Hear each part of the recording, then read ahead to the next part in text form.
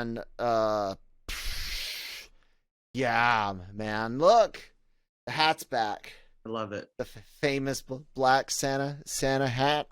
I'm wearing my Doctor Strange. I love the shirt. I don't know how it applies to today, but and of course it's always morphin' time in the house with the white and Green Ranger. I am not obsessed with Tommy Oliver. You are.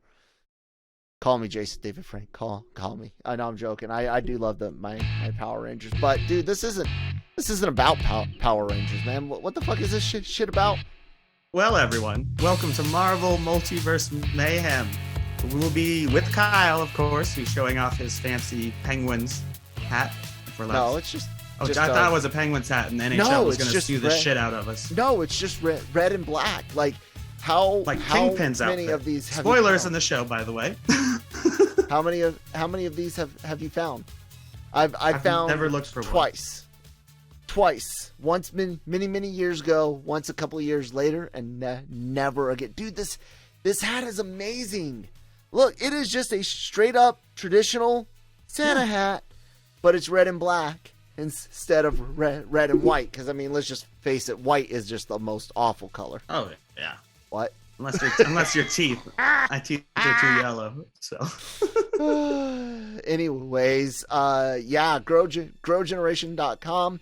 Where the pros go to grow. They sponsor the episode. Links in the description below. Genreverse Podcast Network, brought to you by LRM Online, available on LRM's YouTube channel as well. That podcast network, wherever you get your podcast from, and of course LRMonline.com and Genreverse.com. Both lead to the same areas right now, but landing pages coming in the future. Nice. And yeah, Nick, our social media information's right below our names. Well, it's technically right below my box, but it's both of us.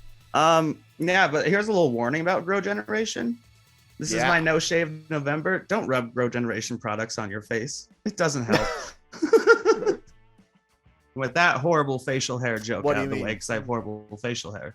Are you using Grow Generation for your beard? Even though it's not meant for that kind of stuff? This is just all natural. Oh, Kyle. I tried, so I cut off some bulk. Yeah. And I gotta still trim. My hands aren't steady enough for good trimming, so Christine's gonna have to help me out some. I helped my friend shave his head when I was piss ass drunk. Well, I mean, shaving heads is easy. Yeah, but when you're drunk and you're like, beard is hard. Yeah. Oh shit. Yeah. So how are we gonna break this down, man? Like, I think Hawkeye first. Yeah, I think Hawkeye first. Yeah. That's what they're all rooting for. Yeah. And that ties into the holiday spirit. If you see Kyle's wonderful background, it's going between red and green. Yeah, I got some Kyle's all dressed up. You know, like it's December 2nd when this comes out. We're in the holiday season, everyone. We're between Thanksgiving and Christmas. Like, I need to start my Amazon job soon so I can work my ass off to get your presents to your house if you live in the Denver metro area. So yeah, today we're here to talk about Hawkeye Episode 3 Echoes, as well as our traversing through the past of history, finally making it to the MCU version of Spider-Man in Spider-Man Homecoming. Mm-hmm. So, of course, with our No Way Home coverage, the movie comes out in a little bit over 2 weeks. I think 2 weeks. Actually, it should be 2 weeks from tomorrow, the Thursday night previews. The 16th, yep. So, did you get your ticket? Yeah. 16th, 3:30 p.m. at an RPX screen. Christine and I talked a bit about the pre-sales, which, you know, we can discuss a little bit. They're good. They're fine. Some people had issues with like app crashes, which is normal. That always happens. App crashes, but there's not a shortage now. Only the 7 p.m. shows on Thursdays for premium, especially IMAX screens and stuff. Yeah, IMAX, RPX, XD, the big show at Alamo. Not all of them, but in certain areas, those ones did sell out really fast. But your regular screens, many of the RPX, like smaller formats, smaller like cinema cafes in big cities, like my area's got a 1.7 million people in it. We've got 2 IMAXs in the area, and my RPX screen for 330 still has good seats towards the middle open. I haven't checked on mine. The 7 p.m. sold out, but Friday, easy. Saturday, and I checked today, easy. So I did see that there was some like violence at a few places. I didn't watch that video, but I heard about it. It was in Mexico, the one I saw. Yeah, now that outside of America, outside of the U.S., I can't just to explain on what is difficult or not for people. But I do know here in America, guys, if you haven't gotten tickets, legitimately, as long as you're willing to watch in a standard digital screen, you probably can get tickets right now. No problem on Thursday. And if you're willing to wait or go early on Friday or late on Friday, I guarantee you can get tickets in most places. I just use the Amazon app since I'm a subscriber, but they don't let if you buy tickets more than 5 days in advance, you don't get to use the season pass. And obviously I was going to buy tickets. Like I was kind of waiting for it. I was going to be up that late anyway. And I checked before they were supposed to come out and they were there. So I bought the first seat in the big show, which is what they call their version of XD and stuff, where they have Dolby Atmos. It's their biggest screen. It's the most seats. First one to buy a ticket. So I picked my middle seat in the first row. That's not like the first row. You know what I mean? The first row that's leveled. Yeah. I'm excited, obviously. I am too, and I'll say this. The first day, for full context, since you guys know me, I did dig into the numbers. I don't just let headlines run. So there's a little bit of spin out there as far as what records are broken. We must remember that the only two big movies to come out after Endgame were Far From Home, which you would expect the third movie to outsell the second movie. Especially with the extra shit. Right. Except for the Rise of Skywalker, which didn't. And it actually made less money. Every time. Right. So there's that one. So it's not surprising that this is outselling Far From Home. For the pandemic. But only for the first day. But that's the key. This is huge in this post-pandemic era, because despite Omicron fears, there's the several South African doctors and other countries that are saying yes. Well, while we're getting cases, the cases aren't seeing large spikes in hospitalizations yet. That could happen, but media does play a factor in it. Regardless, this is a positive sign that some extra lazy fucks that were willing to wait for one movie aren't willing to wait for this one. Because like Spider-Man, if you're a Marvel fan, you can skip Shang-Chi and Black Widow and probably not lose anything about Spider-Man. Exactly. Because like I said, when it comes down to it, hockey arenas full, indoor football arenas full, AEW, WWE, wrestling full, schools, sports and schools full, shopping full, theme parks full, concerts and little music shows full, theaters of Broadway and stages full across the country. And while there's always going to be people that are scared, the overwhelming majority of it is a lot of those people in those full indoor buildings don't go see movies because they're willing to wait. So I am optimistic. That was my point to you about all of it, is that like with a movie you can wait. Yep. You have to go to that sporting event or that concert. You can't be like, I'll watch it later. It's like, no, nope. You can watch it on TV or you can be there as far as a sporting event. But I don't think people are comprehending the effects of the millions being willing to wait for the movie, and how that can really affect budgets, the size of a movie, the money made in a locality that's used to filming, like I said, a crew of 500 for eight weeks of a TV series, all of a sudden is getting a crew of 350 for only 5.5 weeks. Like, that hurts. So I look at the macro of it, but I'm happy, man. How do you feel? Theaters. I'm super excited, mostly for theaters. I don't care if the movie's popular or not, because I'm going to see it. It doesn't need to be the biggest movie of all time, but it's a good sign for movie theaters, because even though I don't use the main chains, we we'll lose theaters here and there. Each chain's going to close a few, I'm sure, but obviously I want the theaters to survive.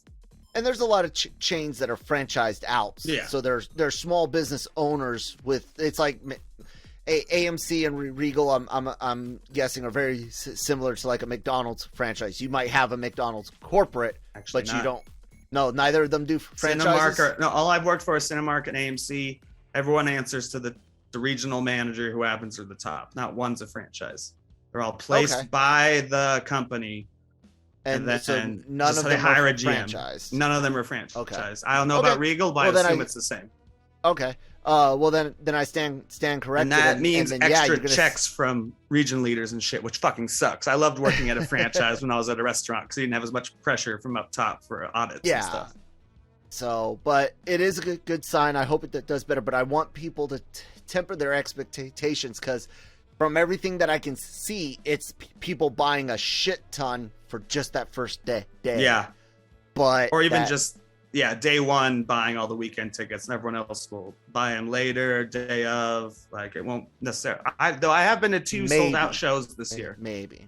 I went to sold out Shang-Chi Friday night or Thursday night. And I went to sold out Ghostbusters in their biggest house on a Sunday. Yeah. And there are some localities that have that, but what I've noticed is my locality is very, very. It seems to follow the box office trends like themselves, like what I see. So when I go and I look at what's being sold in Virginia Beach and Hamptons at IMAXs, when I look at Norfolk's big RPX, when I look at the fancy like cinema cafes with diners and shit in Chesapeake, I'm like, motherfuckers, go see some movies, because they're just not. And we've got 1.7 million people in and around those cities that I just mentioned. We're a major metropolitan area, and that's what is really interesting. You have far less IMAXs in your area than I do, in being in the Denver metro area, and far less XDs and RPXs, and I think AMC kind of abandoned theirs and is the only one with IMAX these days. No, you can have IMAX any company, but they used to have EHX or something. AMC. Our IMAX is at an AMC in Virginia Beach. I have at least Hampton, I don't know. 7 IMAXs within 30 miles of where I live. At least 7. That many. We have 2. Well, we have 2 proper and 1 science at like only have Science Museum. We only have 1 proper, like real 4:3. And then we have the Science Museum, but everyone else has digital IMAX, which is all this movie shot on anyway. With that 26% more picture digital IMAX. So Hawkeye. Preview episode tickets 3, are good. Echoes. Go see more. So Hawkeye episode 3. Echoes, because it opens with, of course, this whole spoiler show. We're getting an origin. We're getting Echo's past. Echo, as in. I don't remember her real. Did they even say her real name? They might, but Maya. She already has her own spin-off series planned. I actually have Maya. Something.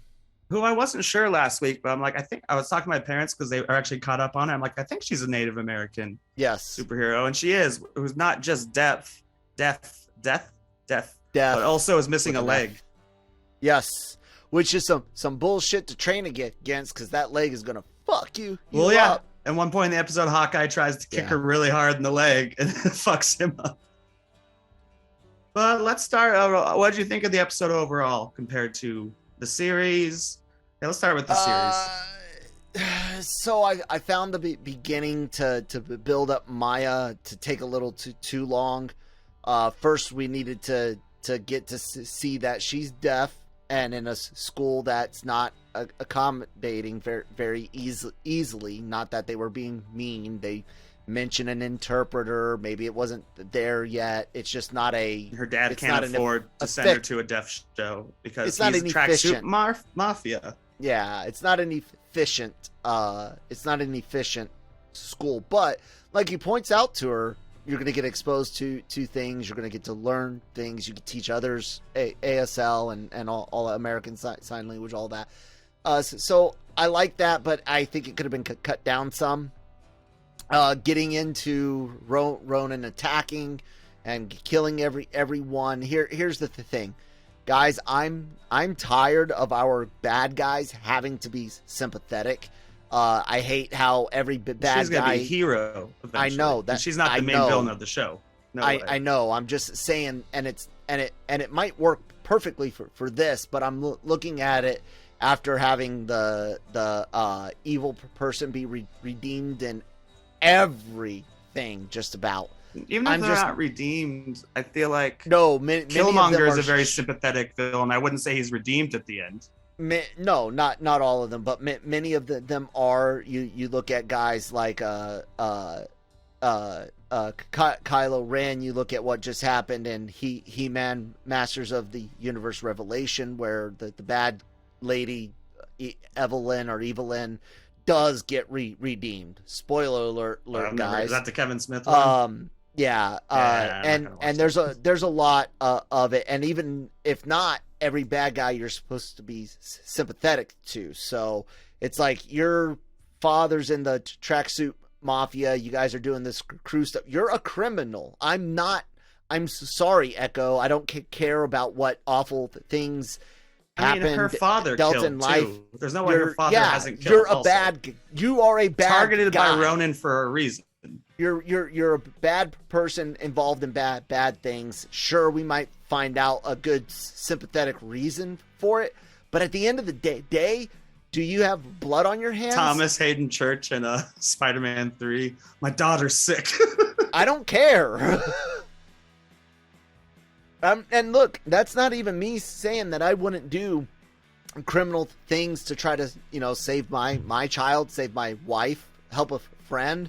I would hope I wouldn't, but I can't say that I wouldn't unless I'm in that situation. But at the end of the day, I'm accepting the consequences, the risks that come with it. So I'm not sympathetic to her yet. Let me tie in. We might as well tie the two together at this moment when we split it apart again. Vulture. He's doing what he needs to do for his family, as he tells But Pete. He's a fucking criminal. He disintegrates. Yeah, no, he is. No, I'm just saying. Fuck him. He accidentally kills the Shocker. Ooh, but he's the okay Shocker. Yeah. And he tries to kill Pete, who's a kid, but yeah. It's not, I'm doing it for my family nonsense. And getting a little too greedy, but we'll get to that. One of the early scenes, so we're still in the flashback era of Echoes. And Echo, aka Maya, her dad has to leave her somewhere, and I'm like, oh shit, he's wearing a tracksuit. Mm-hmm. And then I think it is the Kingpin's hand. Fisk, who he even has on what Fisk is most famous for, some nice cufflinks, which they made a big deal of. It's Netflix. a very black suit, and it looks like it's on a big body. Yeah. But the hand didn't quite look as big as what I thought. He's back in black, obviously. I don't know. I don't know who else it could be. I don't know what other red herring it could be unless it's nobody. You know what I mean? Because even Hawkeye later talks about you don't want to get in charge of like who's really in charge. And people, I think we were discussing this on Slack earlier, where it's like, why would Kingpin be involved in such a small mafia group?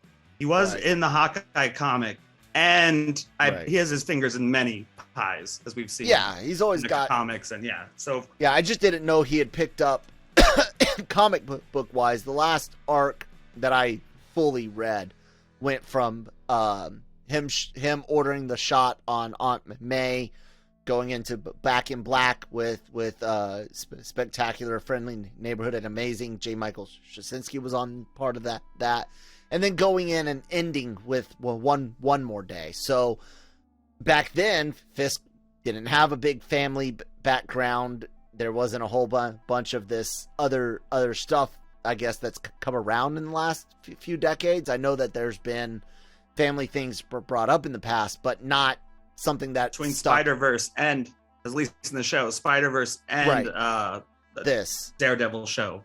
Yeah, gave him families. Well, he didn't have a kid, but no, he didn't have a kid. He had a love interest. I mean, not in Daredevil. Daredevil. He had a love interest, but not like a family. He had a girl he cared for. So I didn't know that there's an actual comic book connection, and with that information, it makes sense. Let me give it to the audience. So in Echo's actual origin in the comics, Her father is killed. He was an employee of Fisk's. She doesn't know Fisk killed her father. So she even calls Fisk father, and he calls her daughter. You know, in this, it's the uncle, you know, like Uncle Fisk's, like he takes care of shit. And then when she finds out Fisk was the one who killed her father, it becomes war against the Kingpin, which is, I'm hoping this kind of builds up to that, and Echo is about her getting revenge with giving Fisk like the main villain role, because yeah, I mean, there could be a number of things. Another tip off is that at least I noticed, and I guess one podcast or one video guy noticed, is like it's Fat Man Auto, like auto company, not like Dr. Octavius Auto, but which, you know, it could be a intentional mislead, like some of the Mephisto stuff. But hell no, I don't know why they wouldn't use him. Even if he has a small role in this, that would get Echo on her show a big push forward, especially because my two theories are either he tipped off Ronan to where her dad was, or that's not Ronan. That's just like how Fisk hired someone else to be Daredevil. That could be someone else. Yeah.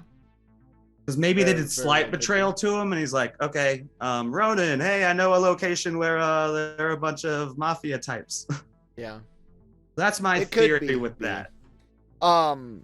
I have no issues with him being in the show. It would be awesome. He's been teased, and it's expected because of the source material. But we have never heard know because of rumors. Source material. Yeah, we've heard rumors that the versions of the Netflix characters that we might get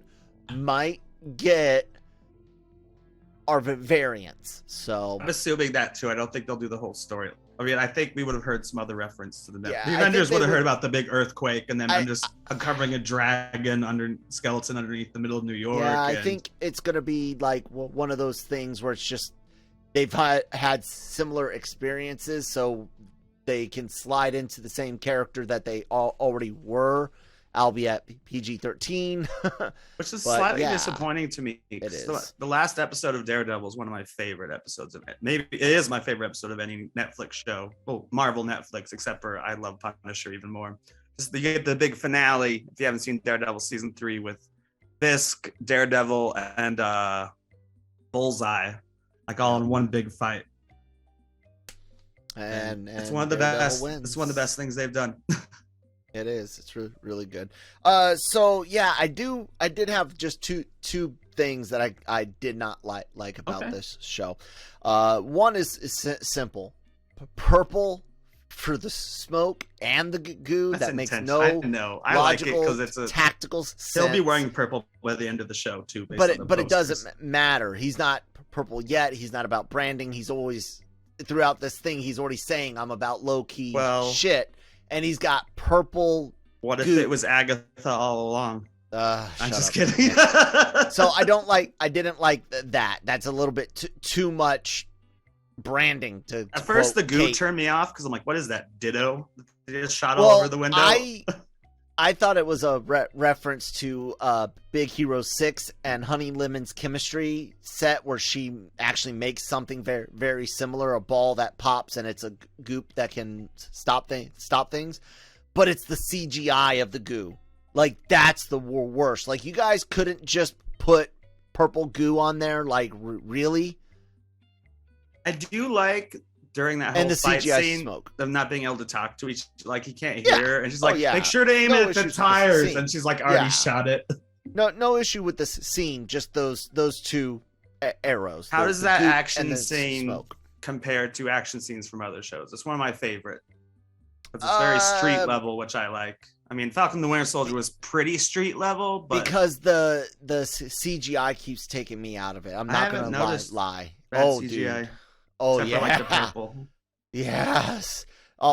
You can tell where there's shots on what might be the volume. I don't think they use volume at Marvel except for Ant-Man. No, there's rumors. Okay. Ant-Man is like, I think the first time they said for a movie. Yeah. It looks like it's either that or projectors volume style, like where they're using a projection screen instead of green screen. And then there's times you can tell it's very, very green screen, and that type of back and forth between effect shots, it is jarring for me. Other than that, it's a great, fun scene. I like the not being able to talk to each other and the Pym arrow, dude. The Pym arrow is amazing. It was so awesome. Christine I think that would bring bigger attention to. Yeah, Christine was a big fan of the Pym arrow. But the thing I actually do have an issue with, and it's not even related specifically to this. It actually goes back to as far back as like the first time I ever heard of it and found out it was a thing was an ER episode, like early seasons of ER. So you're talking mid-90s, right? Right. There is a group of deaf people that really feel almost as if deafness is its own, for lack of a better phrase, not the word that they use. I can't put it into words, but it's like a race, like a race of humans, like the African American race or Irish race. Yeah. They are very very very adamant about the deafness is a life. And some even go so far. Blind? I'm not sure because I've never really never heard it, but I've read research because it's shocking to me.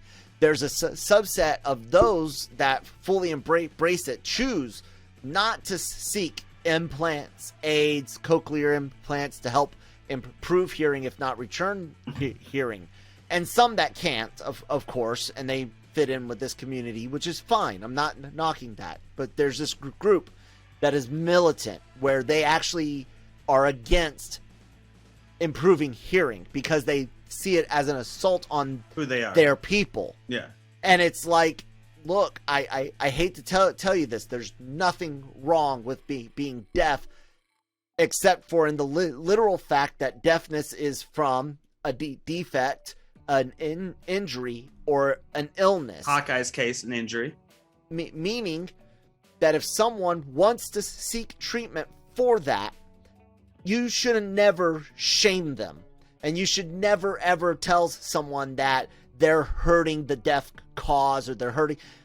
Because what works for you doesn't necessarily work for someone else. And I'm sorry, but there's a lot of things that people are born with or is a result of a illness that we can't just say they're born that way. We must accept it. There's a lot of deviant behaviors, a lot of dangerous psychiatric behaviors that we can't just say, but by golly, they're born that way. You must accept it.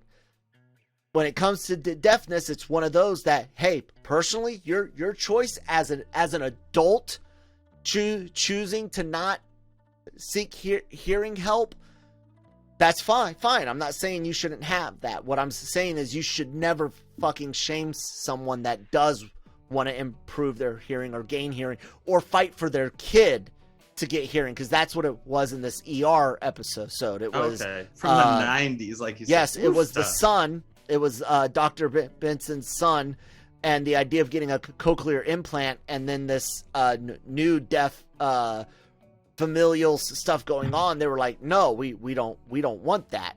He's deaf. He's part of us.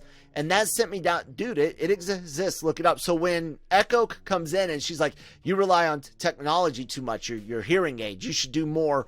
Plus she's trying to fuck with him. Or she's like, you can't hear shit if I squash this. But when she said you rely on it too much, that's the first thing that popped into my mind. I don't have that. And then her earlier question of, will I have to stop signing? I'm not saying that's the route they're going, but you can't tell me that that's not kind of a fucked up frame of mind to push outward. Like, if that's your choice, but to push out, I mean, come on, I man. think it's because she's against Clint. Like, so she pushes, possibly. Like, the minute it comes out of his ear, she doesn't take it out of his ear. The minute it pops out of his ear, she smashes it. Well, she kicks it out of his ear, to be fair. Very precisely. Fair, yeah. And which is a tactical move. Yeah. And like I said, it's not he's just not that. Used to it. He can barely sign. Doesn't he say, like, I want more cookies or something? not to make fun of people with my hands. Sorry. Right. It's not just that it's her nice approach to him at first, talking about the hearing aid. That's what gave me this. Are we going to see this what can be, not always when it's just a personal choice, are we going to see this, hey guys, embrace the deafness, because if you don't, you're harming your people. I don't think it's an agenda of the show or even the character. I just think that she's grown up that way. She is proud, like you mentioned. Oh, yeah. What's most interesting about her character from the comics is she's basically Taskmaster, only done better in the show because it's not a computer program. She's supposed to be able to fight the shit out of someone just by watching them, which we kind of see where she's learning how to fight the guy when she's a kid, the bigger kid at the gym and stuff. Here's a question. Oh yeah, go ahead. I'm just nervous right now is all I'm saying. And I gave a big backstory onto why I'm nervous. Yeah, and I've never heard of that. And thankfully, deaf people can't listen to this, so I don't sound like. If I agree with you, neither of us sound like assholes. I'm kidding. I'm kidding. If you're watching this on YouTube with subtitles, closed captionings and stuff. Yeah, closed captionings suck on YouTube. It's automatic ones. It's so bad, but they're okay. We haven't seen Hawkeye with a bow and arrow until this episode, right? With the exception of 2012. Because in this episode, he finally gets the fight scene I've been wanting to see from Hawkeye, where he just, even deaf, he like shoots someone over his shoulder, just like in the Battle of New York. Yep. And the ball pit, man, the ball pit. It's a good one. I love the ball. I love the ball pit. It's a good fight scene. I think we got the best fight scenes of the season so far, if not several series. I even like the where they're still on the merry-go-round, the rocking thing. Oh yeah. I like more quarters. I know. I liked how Kate is giving relationship advice and stuff. I thought that was really adorable. It's a fun episode. Do you think I'm stretching too far when them talking Imagine Dragons makes me think of her conversation with her father about being a dragon? It's got to be at least a joke, right? He's got tickets to Imagine Dragons, and Bishop's like, Imagine Dragons are awful. And then her dad's conversation is about dragons. She's not the one he bought the tickets for. No, I know, but just having Imagine Dragons as the band they select in an episode where they mention dragons several times, which do exist in the MCU, even though her father or her don't know that. Right. I think it's just more of picking some top 40 band that Kate probably wouldn't. I think it's an accidental dig because like she's considered the dragon.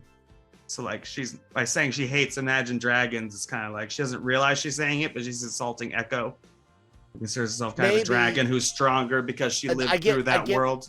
I get what you're saying, but I'm saying an Easter egg. The delivery makes me think that it's just meant to be a slight against pop top 40 stuff. I like that band. They're fun. I can't remember the last song I heard from I them, listen to the most ridiculous things, but I have a street cred of metal bands that raise demons in the middle of your living room. So don't test my fucking G, motherfuckers. So I love the action scenes. I love the deaf humor. It's just right up there with any other buddy cop humor, especially because he can't hear shit. And they're like, where he's like, you need to drive. Because when they originally showed the clip on Disney Plus Day, I had no idea he couldn't hear in that scene. So I thought he was like acting like, no, you drive. I didn't realize it was intentional because his hearing aid's been destroyed, which makes it way funnier. And it also makes for one of the most heartfelt scenes in the series, which is talking to his son when she's writing out what his youngest son, which is when she's writing out what the kid says. And did we decide? Okay, so we clarified what Christmas movies meant last week. Did we decide Hawkeye is a Christmas movie because it's getting home for Christmas? We said that so far because he has to get home for Christmas. I think this solidifies it as a Christmas movie. We get it wasn't the best I said movie Christmas. Too. Yeah, it wasn't the best Christmas music. It's a good song, just the version they used during the car Trans-Siberian Orchestra is one of my mom's favorite bands. I think that's who did it. Either that or I don't think it was Mannheim Steamroller. They're better. No, my mom also loves them. She loves their Christmas music too. Saying is they're better than what we heard. I don't know who it was, but it wasn't the best best choice. I would have even went with something more of a rock and roll metal. Jingle bell, No, jingle metal, bell rock. like metal feel. Oh. Like I would have went for like a metal, like hard there aren't rock. metal Christmas songs. Come on, person just screamed that Yeah, he likes metal so much. no, I don't no, want to hear they're- any Christmas songs unless it's on a Christmas movie or TV show. No, Hawkeye's the one place I allow it right now. I haven't gotten I'm to the movies yet. I'm saying it's like taking Rudolph. Christmas. No, it's just. I'll send you something, Nick, since you're an uncultured swine. No, that fun. I think it's. I know, right. I think it is a. I think this does. You've got the family elements. You've got the traditional gifts and the idea of selfless Christmas. sacrifice. Yeah. The idea of giving something to others, including your time and effort, helping strangers, plus the setting and decorations. So yeah, unless all Christmas stuff drops going forward, which we know it doesn't. We're getting closer and closer to Christmas. Exactly. Each episode. I think it's safe to say this is a Christmas show. Absolutely. I just picked up on what you said last week. One of the themes of Christmas is getting home in time, and we're definitely getting that plot point. Where it's like, I'll just be another day, son. Like, I'm sorry I'm missing movie marathon night, but I'll be there for ugly sweater night. Yep. This is my favorite episode of the series so far by a long shot, because watching Hawkeye just destroy people with. Yeah. I know it's very interesting. He intentionally doesn't kill anyone. Mm-mm. She blows up a van and definitely kills. Yeah, but she has no idea. She's like, this is one of the arrows I can't use. Yeah, she definitely killed them. Yeah, no, those people are dead. And Hawkeye would kill if he had to. She watched that van it. went. She knows it. She knows they're dead. She just might not accept it. Really I don't know if they'll address it. Avenger. Yeah, I don't know if they'll. And then they do the classic jump and catch, end up on a subway. It's a very exciting action scene. Mm-hmm. Again, we mentioned the Pym arrow, one of my favorite parts. And then at the very end, they're going through her mother's house, and the red herring, who I still think is the red herring, catches Hawkeye with the Ronin blade. Yeah, the fiance. Guess I still don't think he's behind it. I think he's a swordsman. Yeah, Hawkeye just came to his house with and he has the Ronin sword. If anything, I think he'll team up with them at a certain point. Maybe based on the character's comic history. Oh, okay. Well, it's way off from the comic character. The comic character trained him. He was a swordsman, but he trained Hawkeye even before he joined S.H.I.E.L.D. So it's not doing that, but I think he will come around. He's like called literally the swordsman is his identity or something in the comics. I don't think they get a costume, but I think he'll help convince them it's the mom, and then he'll be involved in unraveling the plot. Because he's kind of an idiot, honestly. He's a pretty big idiot. I don't know. That might just be his boy. You still think he might be guilty and we're being thrown off by the mom? No. I'm saying he might be playing an idiot, so the Fisk or the mom or whoever doesn't expect much of him. That's another thing that I think points to Fisk is Hawkeye finally brings up that there might be something they got from the Avengers facility. Mm-hmm. And it's like, who would want that shit who has a lot of money more than Fisk? Yeah. Especially if that watch is Iron Man tech. Or some people will say the watch might be Kang tech. Possibly. But I doubt that. Just that it's a watch. Doesn't. Because Kang is one of the young Avengers at one point when he's in the Iron Lad. As we've seen, he has many variants. Yep. We haven't seen anything. And I like when you said variants earlier about Kingpin and Matt Murdock. That makes the most sense. They've been in this universe already. They've been in this. Yeah, no, I agree. It's not like they just show up because of the snap or something. Yeah, no. They were maybe he's an earlier Daredevil who's a lawyer they're just having different experiences, but will go through similar things. So that way they're familiar to us. Don't bring back Iron Fist. Cast a new Iron Fist so I can see Heroes for Hire with old Luke Cage. He did good in that Luke Cage episode, man. Yeah, but he didn't do good in his own series. Season 2 was better. I didn't watch season 2 because I didn't like season 1. I didn't watch season 2 of Luke Cage or Jessica Jones either. I watched all 3 Daredevils and both Punishers. You missed out on season 2 of Iron Fist and season 2 of Luke Cage was amazing. Do you think those are the two I should go back? Absolutely. Jessica Jones 2, not. I watched. So that's much. the only one I watched a few episodes Jessica of, and I was Jones like, not 3, for me. Jessica Jones. Oh, there was Jones a 3 third. Jessica Jones 3 got a lot better than 2. Forgot about that. Yeah. So we watched them all. Punisher 1 and 2, amazing. Punisher 1 and 2 are my two favorites still. Russo! And Ben Barnes, who plays Russo, is one of my favorite actors from Westworld. Yeah. So. Anything else for Hawkeye, man? Can you think? I said what I didn't like. Everything else was good. I liked everything. I had no complaints with this. I mean, I always like post that. Like even if I'm on Slack and I'm typing to like my Breaking Geek group, I'm like, hey guys, guess what? I liked Hawkeye. Big surprise there because I'm on the only Marvel movie to truly let me down in the modern day is Eternals. Mm-hmm. Like okay. I'm on board with all this shit. So I guess we can move on to it. Oh, here's my last theory. Oh, okay. What if Fisk bought Avengers Tower? Possibly. That'd be a big punch in the face to the Avengers. I think most people are expecting either an O or a B on Osborn or Baxter. We'll see. I feel like as we move into Spider-Man right now, I feel like we won't see an MCU Norman because they brought in a non-MCU Norman in its place. I don't know. Then again, will he stick around in this one? That would be the best if he stays in the universe. Oh. No, we need a real Norman who belongs in this universe. I still feel that way even after seeing different. And we have 3 more movies. Yes, indeed. Another trilogy as I've wanted. I want to see him grow up. I want Spider-Man to grow up. I'm excited about that. You guys can hear us talk about. I actually said nice things about Amy Pascal, man. Heard. I actually before we get to our ad break, Grow Generation, I promise you, because we got a whole movie to talk about after this. I said if what she said and Feige has said is true, that for her it was never money, it was stories, and that she did by her own words in that book admit that they were doing bad stories. I think they're also Bravo. I still think it's bad money too. Bravo for that. Okay. That being said, I had issues with Tony Fox or Vince Carra. Fox and Vince Carra are the last names back in 2019 when the deals fell apart. Mm-hmm. And Sony was like, we're taking a ball and going home, which is why I think Far From Home had his identity released and he was going to go to San Francisco and that Morbius was Venom and stuff. But they were like, oh, we got the Marvel playbook. We can do this. We can do this too.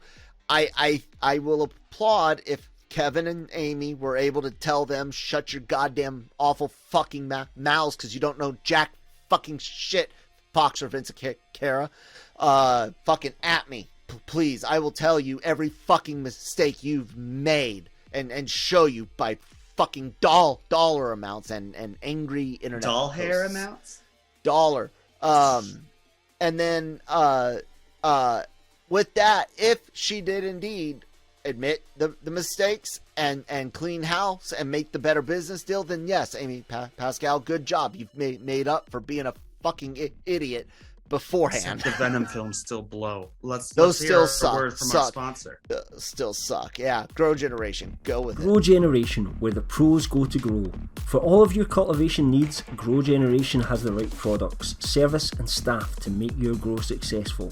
Go to www.growgeneration.com, where the pros go to grow. We're back. Yay! We're back, everyone. Time to do We're Spider-Man. now going to jump in full throttle to the first Marvel Studios Sony collaboration, Spider-Man Homecoming. Yay! Something we based on the Spider-Man fans online, everyone hates Tom Holland. I don't know why. Like, I see these lists I mostly agree with, and they put Homecoming and No Way Home at the end of the list, and I'm like, I agree with you on Spider-Man 1 and 2 and SpiderVerse. What the fuck is wrong with, like, they always say, like, it's not true to the comics. It's way truer to the comics than the original Spider-Man movies. The original Spider-Man movies, he spun webs without a machine. And then you know where a real spider spins webs from? Not his arms. That's what always bothered me about a Spider-Man. He would shoot webs from his ass if Tobey Maguire got real web powers. And like other things where like it's, you know, like which Venture Brothers and it's makes MJ. a joke And it's like about that. no, he started as Gwen Stacy's the first important love of his life. Yep. And it's like you just, and there are equal complaints about Andrew Garfield, where it's like you're delving into his. We don't need to discuss Andrew Garfield's Spider-Man. No, you guys go anymore. check out our other review. It was that. No, it was 2 weeks ago. That was 2 weeks ago. If you want to hear us insult that, but we got to watch one of my favorite Spider-Man movies.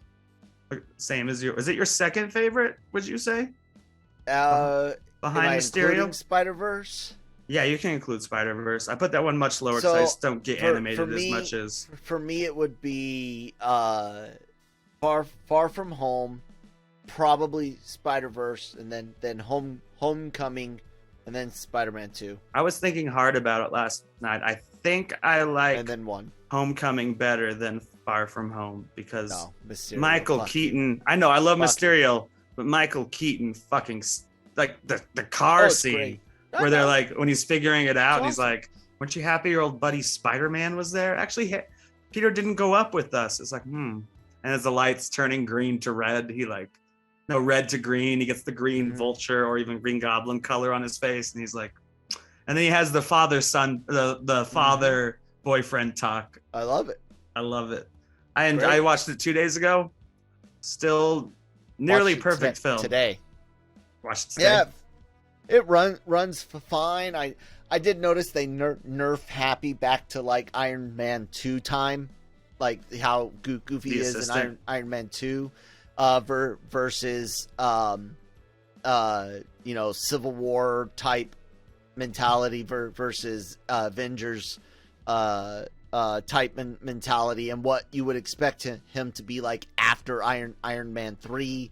After being injured for most of the movie. Yeah, it's fine because it is reminiscent of old Happy, but it's when you get to Far From Home, he's much more capable, and things he only kind of loses control once the airplane is blown up, you know, and even then he's still making logical decisions. How they don't listen to him about that. Whereas Tark did listen to him earlier. He's like, why do you think the FBI was there? Like, I called the FBI. This is not an Avengers level threat, but this is not a you level threat.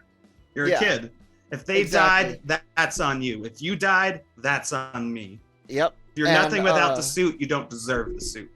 Yeah, I loved all of that. I guess to just kind of go over like my points, just a few of them. I think the music that they chose fits very well with almost not just the score, but the like. No, I'm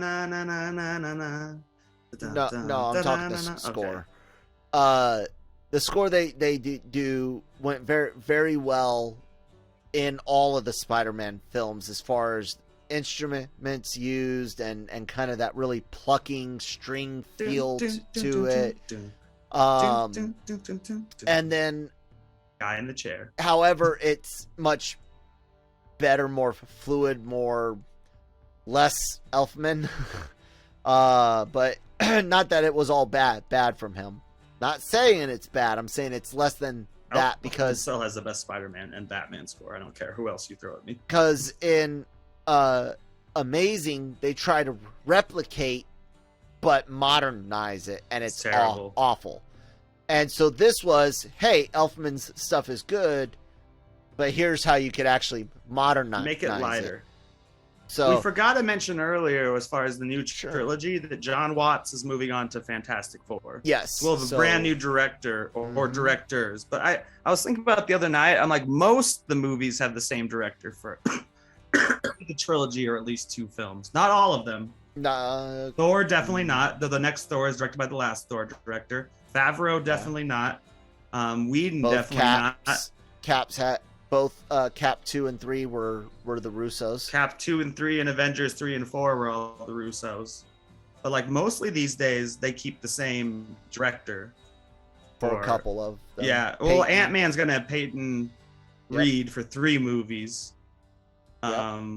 I guess we're not into that many other trilogies right now. Obviously, we had John Watts for all of Spider-Man.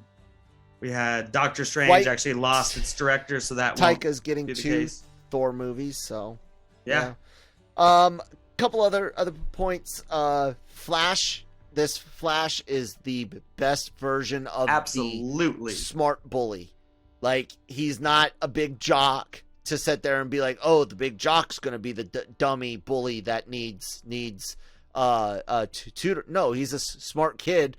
He's very well aware. He tries he's to answer smart. before Parker in that Right. one class, and she's So- like, "Look, Flash, just because you're first doesn't mean you're always right." Yeah, he's definitely, even though he doesn't invoke the images of Flash Thompson, he's definitely a better smart bully here.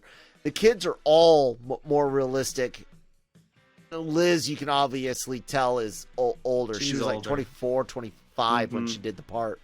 Everyone else was like starting at 17, a little bit older, 18, 19. Yeah, but a a little bit older than sophomore year, but believable But compared to still, the other 2 actors. And I think that gives a lot of them a very more realistic feel. Like, I buy it. I don't necessarily relate to all this stuff, the fucking air horn insults, fucking zoomers, but yeah, Penis Parker. but I can appreciate it. And then this Peter has more vulnerable moments.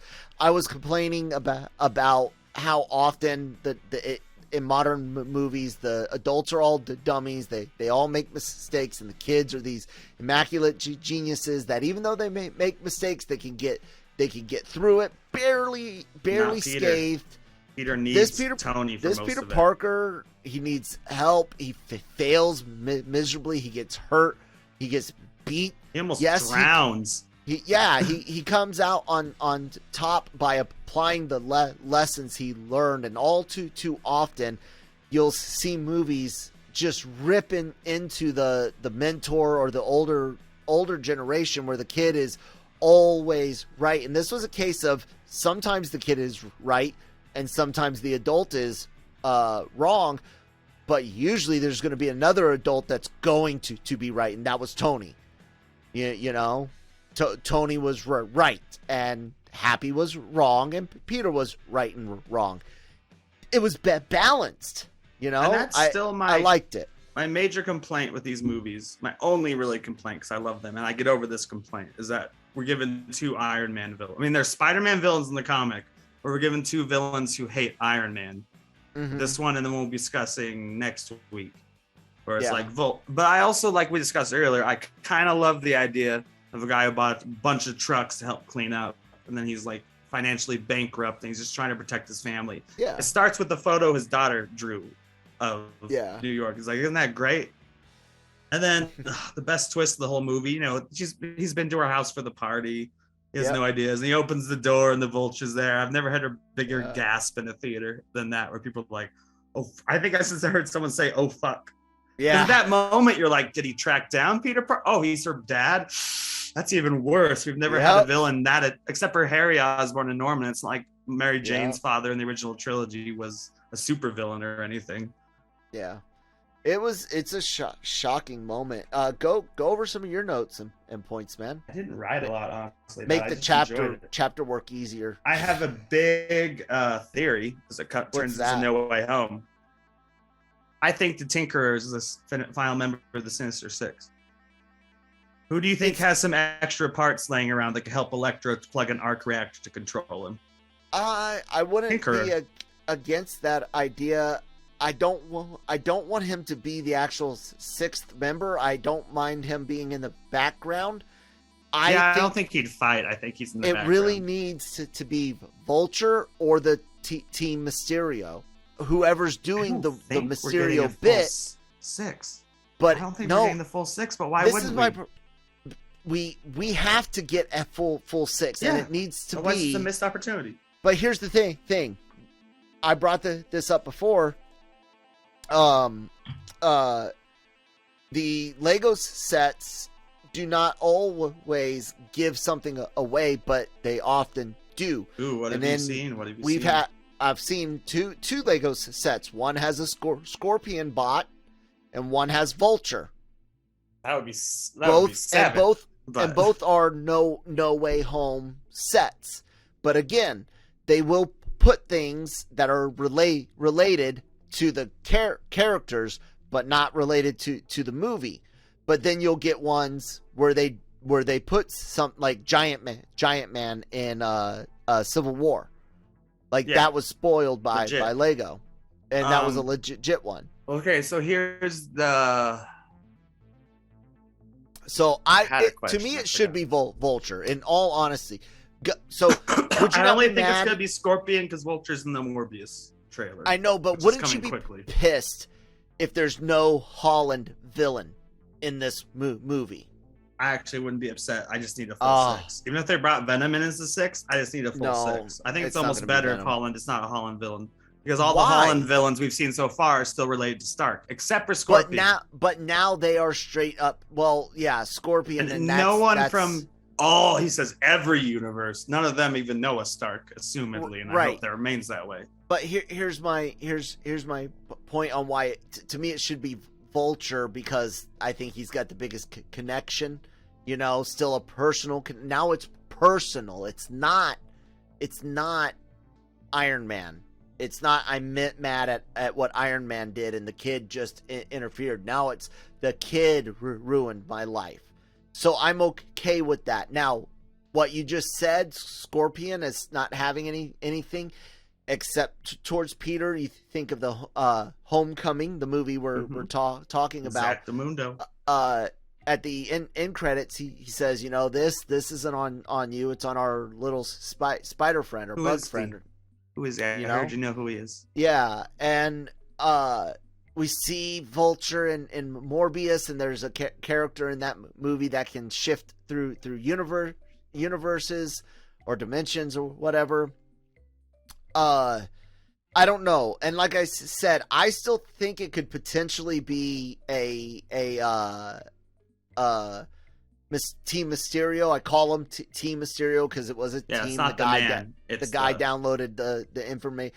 So you might even see multiple sixths, if you will, via Team Mysterio. But here's the other potential. What if Ock doesn't join? That was and my there other are two other spots to fill: Scorpion and Vulture, or Scorpion and Team Mysterio. I know we're probably getting the Spider-Man, but whenever they show that shot of the lizard's head snapping back, I'm like, I wish that was Doc Ock joining Peter Parker, not other Peter Parkers. And I think that would be amazing. Possibility. I almost think Norman. No, I think Norman will come close to being an ally, and then the finale he'll have the non-helmet version. I don't think that's a different Goblin. Hey, what else about Homecoming? I loved it just as much as I did the first time. It's a great movie. What would you grade it, like ABC plus minus? Just a solid A? Yeah. Yeah. Otherwise I have to give every other Spider-Man movie I like more than an A+. Oh, I do.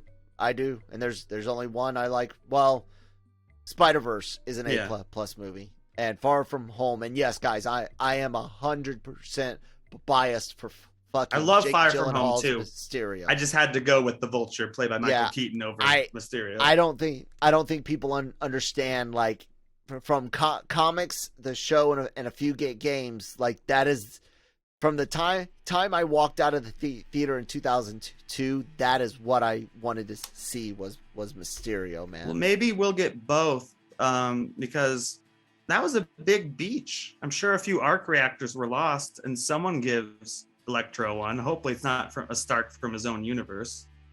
Like, so it could be a Tinker / Vulture situation. It could be, you know, I don't know. It's very interesting to think about where they could go, considering we haven't even heard rumors about those two. At least I haven't, except for the action. That's actually the Legos you were talking about.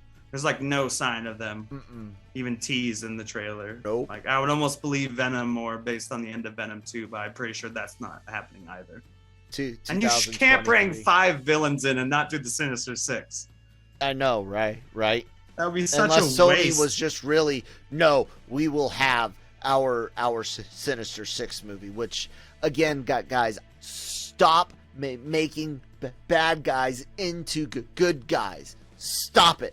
What if? Let us let us have some fucking bad guys, and let those bad guys be women. Let those bad guys be men. Let those bad guys be white and Hispanic and Asian and black. Let bad guys exist across all of human history. Trust me, the past was the worst, and every single culture on this planet has committed atrocities against its own people and people around it. So for the love of God, can we have evil fucks to hate in movies? Please give me evil to want to hate and see destroyed, because I miss that. Sounds like Lizard and Electro to me, who have no redeeming features. Sandman, either Doctor Strange is wrong or he was murdered later by Peter Parker after the movie. And Doc Ock is definitely relatable, which is actually why he's my favorite Spider-Man villain. Yeah. Once he gets control of the arms, he's like, listen to me now. I'm not against it. And Goblin's just pure evil. Yeah, I'm not against it ever happening. It's fine to have... Look, Thanos is a prime example of a good way to do... Thanos was right. The villain with an altruistic cause. But still evil. Yes, we should try to solve this resource issue, but he's doing a bad. He's doing a bad thing. So that is that character that you want to reach through the screen, throttle him, and be like, "You can do. Why don't you just snap more food, motherfucker?" You know, musical chairs guy. He's too big a fan of musical chairs. You know, so it's like, I just still want. I go back to this talk I had with Ed Brubaker at Comic-Con in 09. Nice. It was when Winter Soldier Man. Yep, it was when Uncanny 500 came out, and he was writing it. And I was wondering, like, dude, you made Magneto a bad guy again. Like, he's been good for so long. Why the big change all of a sudden? He's like, because Magneto's a bad guy. And dude, like, the movies get annoying from that point. Where, like, at the end of first class movies especially, they're like, you're not so bad, Charles. You're not so bad, Eric. Let's play chess. Yeah. Don't do it again, though. You better not do it one more. Oh, you did it 3 more times? Come on, Eric. We're friends. We're both old white men. Or young white men with too much hair, if you're looking at the prequel movies. Yeah. Not Anyways. prequel, alternate time. I don't know. But yeah, no, I thoroughly enjoyed watching Homecoming. Yeah, it's a solid A film. If SpiderVerse and Far From Home are my A pluses, and I still 2 think would be an A. I still think it has the best post credit scene of all of them. The patience. Sometimes it pays off. Sometimes it doesn't. Oh yeah, The captain. That's all. I think that's one of the best because it's just trolling all of us. Oh yeah, all of us. I remember seeing that in see theaters for the first time. My mom ran to the bathroom, like, make sure to come back in time for the final one. And she came back, and it was just Captain America walking out and being like, patience. Sometimes it pays off. Sometimes it doesn't. It's I awesome do more troll. of these. It's an awesome troll. I loved it. So, I guess that's it, man. Let's wrap this hour-long show up. Everyone, check out lrmonline.com every day for all your entertainment news, needs, and opinions. Be sure to subscribe on our YouTube channel and LRM's Genreverse Podcast Network, wherever you get your podcasts from. Fucking hell, we got a lot of really great shows. Marvel Multiverse Mayhem as usual. The Cantina, the Daily Cup of Genre. Lots of appointments this week and holidays last week, guys. We're trying to keep it daily, but yeah, we're doing good content, and of course, Animeversal Review, Breaking Geek, and the Dragon Review on Wheel of Time. So all of that, guys, is available for you for free on YouTube, LRM's YouTube channel, Genreverse Podcast Network. And yeah, please share, subscribe, thumbs up or down, leave some comments. Nick and I have our social media information down below. Hit us on the twits. And Nick, what do you want to say? As you mentioned, Breaking Radio, the podcast, is my child. I birthed it with the help of Jonesy. We both like pushed it out at the same time, I guess, in some weird situation. But this week on Breaking Geek Radio, the podcast, which comes out Friday, I had to watch Bruised, which I didn't enjoy, directed and starring Halle Berry. I had one of those lines in it where Leo's pointing at the screen because it's like, they said bruised. And we're also doing all of Cowboy Bebop, which is far more interesting to me, to discuss the complete season of Cowboy Bebop, which I enjoyed a lot. So check that out and all the most recent news on Friday. All right, guys. Thank you so much for listening. Nick's got something to say. Excelsior. Enough said. All right.